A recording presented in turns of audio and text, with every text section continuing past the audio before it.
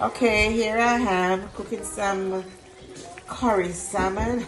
It was good. Some people may say curry salmon, but it is good. And it's finished. It has green onion, which is scallion, white onions,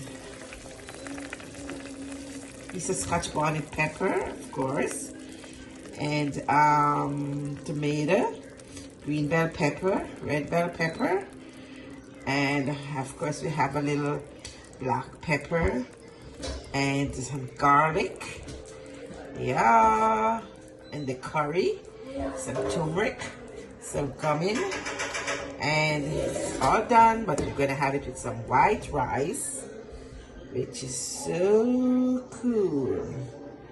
Yeah, no veg today. That's some white rice and